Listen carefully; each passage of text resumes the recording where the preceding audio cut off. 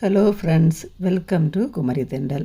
இன்றைக்கி நம்ம என்ன பார்க்க போகிறோன்னா, ரொம்ப சூப்பராக பொட்டுக்கடலை வச்சு ஒரு சட்னி தாங்க ரெடி பண்ண போகிறோம். இது எப்படி ரெடி பண்ணுறதுன்னு பார்க்குறதுக்கு முன்னாடி நீங்கள் இன்னும் நம்ம சேனலை சப்ஸ்கிரைப் பண்ணலைன்னா குமரி தெண்டல் சேனலை சப்ஸ்கிரைப் பண்ணிக்கோங்க. மறக்காமல் பக்கத்தில் இருக்கிற பெல் ஐக்கானை கிளிக் பண்ணிக்கோங்க. அப்போ தான் நம்மளோட ஒவ்வொரு வீடியோவும் உடனுக்குடன் உங்களுக்கு வந்து சேரும். வாங்க இப்போ இந்த சட்னி ரெடி பண்ணுறதுக்கு ஒரு கடாயில் 2 ஸ்பூன் அளவுக்கு எண்ணெய் சேர்த்துட்டு அதில் நான் பச்சை மிளகாய் சேர்த்துட்ருக்கிறேன். உங்களுக்கு எந்த அளவுக்கு காரம் வேணுமோ அந்த அளவுக்கு நீங்கள் பச்சை மிளகாய் சேர்த்துக்கோங்க. சேர்த்துட்டு இந்த பச்சை மிளகாயை லைட்டாக வறுத்து எடுக்கணும்.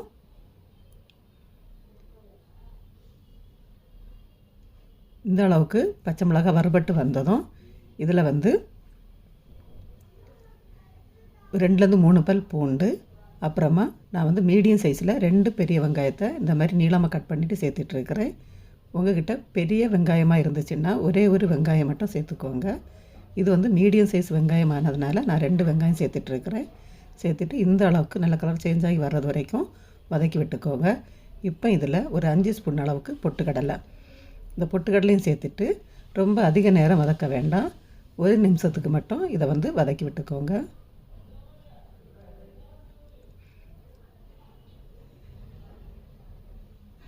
இப்போ நம்ம ஸ்டவ் ஆஃப் பண்ணிவிட்டு இதை வேறொரு பாத்திரத்துக்கு மாற்றிடலாம். மாற்றிட்டு இதை முழுமையாக ஆற விட்டுக்கோங்க. நல்லா ஆறி வந்ததுக்கப்புறமா இதை ஒரு மிக்ஸி ஜாருக்கு மாற்றிடலாம்.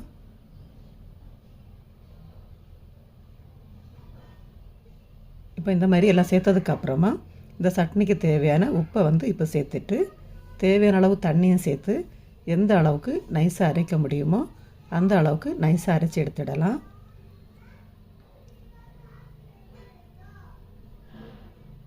இப்போ இதை வேறொரு பாத்திரத்துக்கு மாற்றிட்டு உங்களுக்கு எந்த அளவுக்கு கிரேவியாக வேணுமோ அந்த அளவுக்கு தண்ணி சேர்த்துக்கோங்க.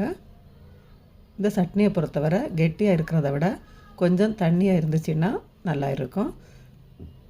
அதனால் ஒரு கப் அளவுக்கு தண்ணி சேர்த்து இதை நல்லா மிக்ஸ் பண்ணி விட்டுக்கோங்க. இந்த டைமில் உப்பு நீங்கள் செக் பண்ணிக்கோங்க. பத்தலைன்னா எக்ஸ்ட்ராவாக நீங்கள் சேர்த்துட்டு நல்லா இதை கலந்து எடுத்துக்கோங்க. இப்போ இதில் கொஞ்சமாக கடுகு, உளுந்தம்பருப்பு, காஞ்ச மிளகாய், கருவேப்பிலை போட்டு தாளிச்சிட்டு அந்த தாளிப்பை இது மேலே சேர்த்துடலாம். சேர்த்துட்டு இதை ஒரு வாட்டி நல்லா கலந்து விட்டுக்கோங்க. அவ்வளவுதாங்க, ரொம்ப சூப்பரான பொட்டுக்கடலை சட்னி ரெடி ஆகிடுச்சு.